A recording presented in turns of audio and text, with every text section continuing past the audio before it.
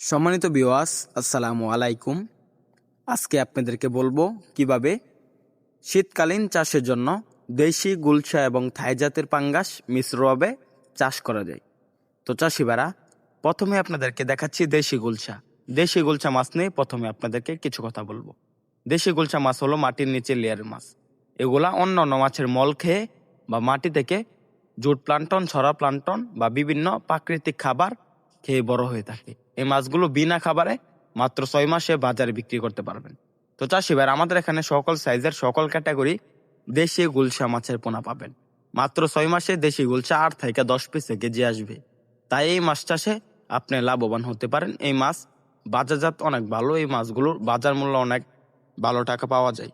তো চাষিবারা, আপনারা যদি থাই জাতের পাঙ্গাস এবং দেশি গুলশা মিশ্রভাবে চাষ করতে চান, তাহলে আমাদের এখান থেকে ক্রয় করতে পারবেন বিভিন্ন সাইজের বিভিন্ন ক্যাটাগরি দেশি গুলশা এবং কি আমাদের এরকম ভালো মানের বা যে কোনো সাইজের থাই জাতের পাঙ্গাস মাছের পোনা।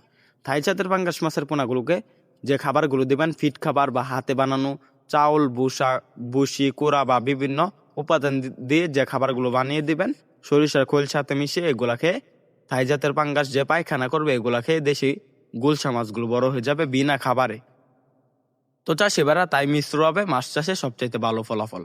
তো আপনার হাতে বানানো কিংবা বাজারে কিনা ফিট বা বিভিন্ন খাবার খাইয়ে থাই জাতের পাঙ্গাস বড় করতে পারবেন। এই মাছগুলো মাত্র 5 মাসে বাজারে বিক্রি করা যায়।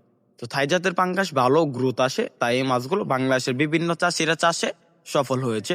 বাংলাদেশের বাজারে দৈনিক থাই জাতের পাঙ্গাস দেখা যায় বা দেশি পাঙ্গাস দেখা যায়। পাঙ্গাসের প্রচুর পরিমাণ চাহিদা, কিন্তু যদি ব্যবসায় লাভ করতে চান বা সফল হতে চান, তাহলে অবশ্যই থাই জাতের পাঙ্গাস মাছের পোনা ক্রয় করতে হবে।